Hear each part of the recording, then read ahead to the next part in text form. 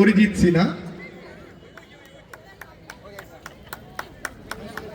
একটু আমাদের সব ঝিমিয়ে পড়েছে।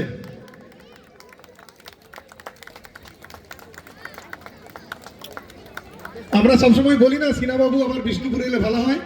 এসেছে তো চেম্বার করেনি, কিন্তু আমাদের ওই চেম্বারে যে কথাগুলো বলে টাকা দিয়ে বা না টাকা দিয়ে, স্যার আমি যতবার কিছু কোনোদিন টাকা পয়সা নেয়নি, দেখিনি কাউকে টাকা দিতে। সেগুলোই শুনবো বসে, বক্তৃতা নয়, মঞ্চে বসে সেগুলোই স্যার বলবে, যেগুলো বলে এগুলো করিস না এগুলো করিস না। আরেকজন খুব ডেঞ্জারাস, কেটে দিতে পারে কিন্তু। এখন আমি গুরু বলি, আমার প্রিয় স্যার রবীন্দ্রনাথ দত্ত বরণ করে নিচ্ছেন। আরেকজন বিষ্ণুপুরের খুব ব্যস্ত মানুষ ডক্টর মৃত্যুঞ্জয় পাল।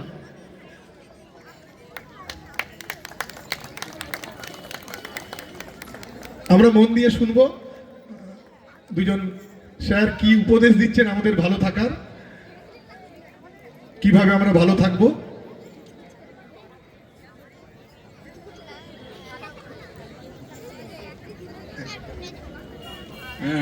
সভাপতি এবং যিনি মুখ্য আলোচক তারা বলবেন, আমি শুধু দুটি কথা বলবো। সেটা হচ্ছে যে বিষ্ণুপুরের বহু মানুষ, আমরা কেউ কেউ সমালোচনাও হয়তো করেছি, যারা সমালোচনা করেছি তারা নেগেটিভ মনের মানুষ বলে করেছি।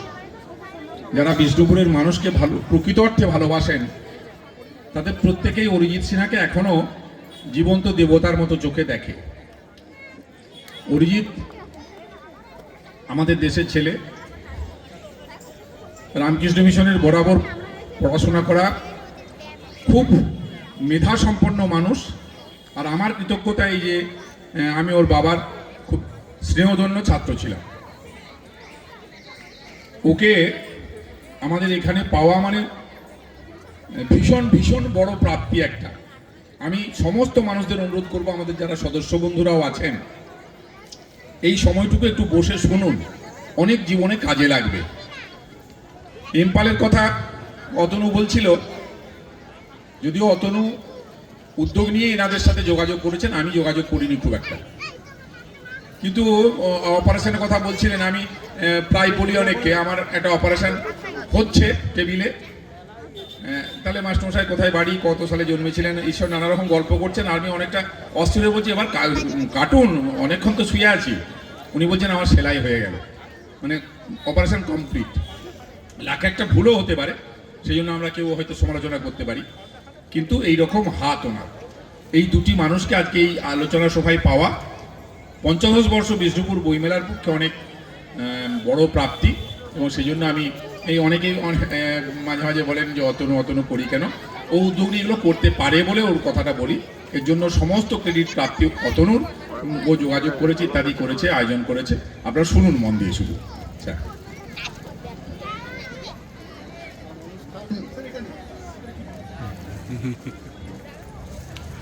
অনেক কিছু কথা বলার ছিল বা আছে, কিন্তু তথ্যের ভারে ভারাক্রান্ত করে দীর্ঘায়িত বক্তৃতার সময়টা নয়। অরিজিৎ দা আমাদের অত্যন্ত কাছের মানুষ, রবীনবাবু আর অফুরন্ত এনার্জির ভান্ডার অতনু, মঞ্চে উপবিষ্ট অরিজিৎ দা এবং সামনের সমস্ত উপবিষ্ট সুধীবৃন্দ। এখন অরিজিৎ দাকে আমি সামান্য কিছু বলার জন্য অনুরোধ করছি। বসে বলাটা আমার পক্ষে খুব মুশকিলের, আমি দাঁড়িয়েই পড়লাম। তো সবার প্রথমে আমার কৃতজ্ঞতা অবশ্যই বইমেলা কমিটিকে, এবং তার চেয়েও আমার প্রিয় এবং প্রাণের জন যারা সামনে বসে আছেন, বিষ্ণুপুর ও আশপাশের এলাকাবাসী। তো এই স্বাস্থ্য বিষয়ক আলোচনা, আর আজকে হচ্ছে শরৎচন্দ্রের ১৫০তম, মানে এখন চলছে জন্ম সার্ধ শতবর্ষ। তো এই দুটো মিলিয়ে আমার প্রথমেই যেটা মনে পড়ে যে আমার বাবার কথা। আমার বাবা গত বছর মানে মারা গেছেন। মানে ১০০ বছর যখন পূর্তি হয় তখন কামারপুকুর রামকৃষ্ণ মিশনে আমার বাবা একটা ১ ঘন্টার বক্তৃতা দিয়েছিলেন শরৎচন্দ্র বিষয়ে। আমি অবাক হয়ে, আমার তখন বোধ হয় ৮ বছর ৯ বছর বয়স, আমি অবাক হয়ে দেখেছিলাম একটা লোক কেউ কথা বলেনি, সবাই এত সুন্দর মন দিয়ে শুনেছিলেন।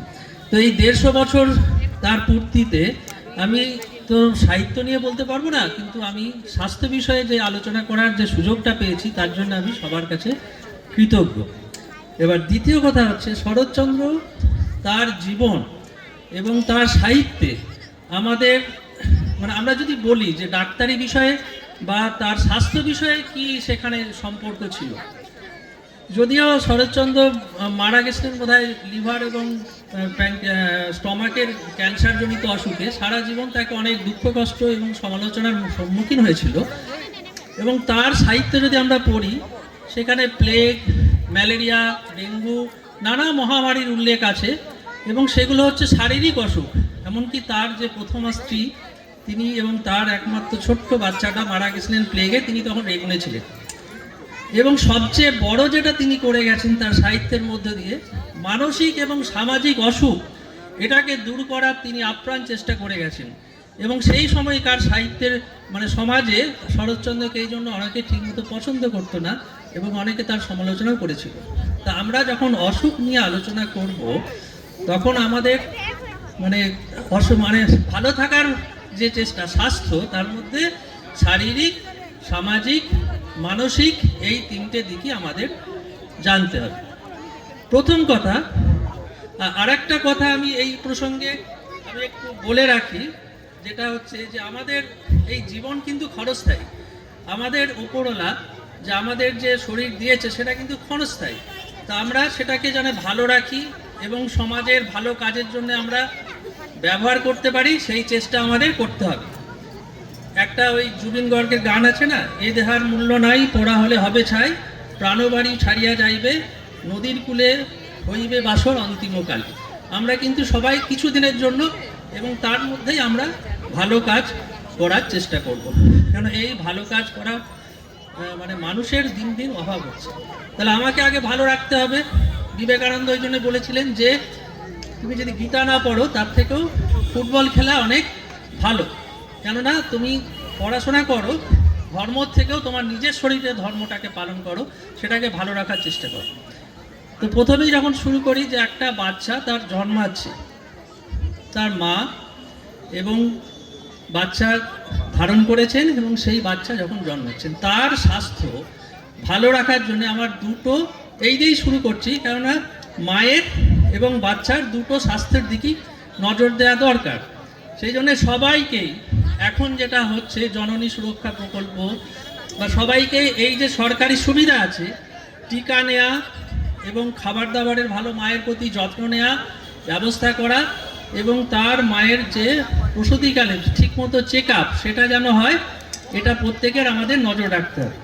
দ্বিতীয় কথা হচ্ছে যখন সন্তান আসে মায়ের গর্ভে তখন আমরা অনেক অনেক রোগে ভুগতে পারি, তাদের যে ওষুধপালা দেওয়া হয় সেই দিকগুলোই যেমন ডাক্তারদেরও সচেতন থাকতে হবে এবং হঠাৎ করে আমরা অনেক সময় যে যারা ঠিক ট্রেন নয় তাদের কাছ থেকে ওষুধপালা নিয়ে খায়, সেগুলো আমাদের খেয়াল রাখতে হবে যাতে বাচ্চার ক্ষতি না হয়।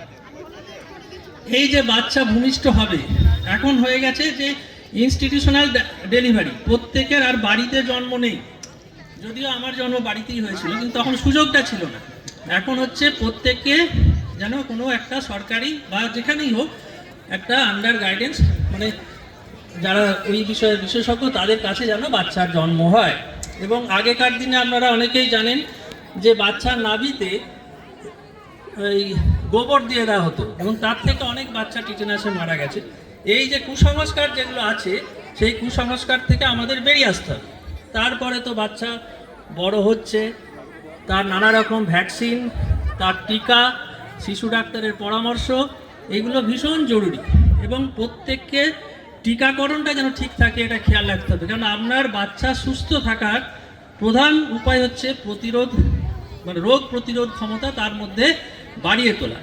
এবং আমরা যখন দেখেছি যে এখানে হয়তো আপনারা অনেকেই মায়েরা বাবারা আছেন, বাবারা তো খেয়ালই রাখে না বাচ্চাদের, মায়েরাও যারা আছেন তারাও যদি হিসেব করে দেখেন আপনার বাচ্চাকে 10 বছরের টিকাটা দিয়েছেন কি দেননি, অনেক ক্ষেত্রে দেখবেন এই 10 বছরের টিকাটা ভুলেই গেছে। আবার তারও পরে যে একটা 15-16 বছর বয়সে যে একটা টিকার বুস্টার ডোজ আছে সেটা আপনারা কতজন দিয়েছে নিজের মনে মনে প্রশ্ন করুন। যদি না দিয়ে থাকেন আপনি ডাক্তারবাবুর সঙ্গে পরামর্শ করে সেগুলো দেন।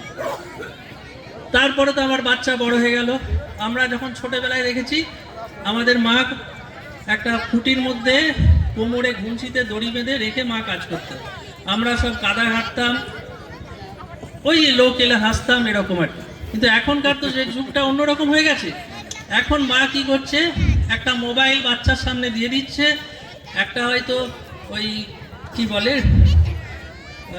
কোনো একটা ওই যেগুলো অ্যানিম্যাল প্ল্যানেট বা এরকম কিছু একটা খুলে দিচ্ছে, বাচ্চা সেগুলো দেখছে এবং মা আরামে কাজ করে যাচ্ছে, বাচ্চা ভুলে থাকছে। কিন্তু এই জিনিসগুলো থেকে এড়িয়ে যেতে হবে। আগেকার দিনে যখন আমরা মা ঠাকুমার কাছ থেকে অনেক গল্প পুরনো দিনে শুনতাম, এখন সেটার ভীষণ অভাব। আমাদের যে প্রাচীন সংস্কৃতি, সেগুলোকে আস্তে আস্তে বাচ্চাদের মনে জাগিয়ে তুলতে হবে, তবেই তার মধ্যে বুদ্ধির বিকাশ ঘটবে। আমরা কেউই বিশাল ব্রেনের মানুষ নই। সবাই যখন জন্মগ্রহণ করে, যদি তার কোনো শারীরিক প্রতিবন্ধকতা তখন না থাকে, প্রত্যেকের ব্রেনের ক্যাপাসিটি এক। তাকে গজিয়ে তোলা, তাকে বিকশিত করার দায়িত্ব প্রত্যেকটা বাড়ির মা বাবা এবং তার যারা গার্জেন আছে তাদের। সেইটা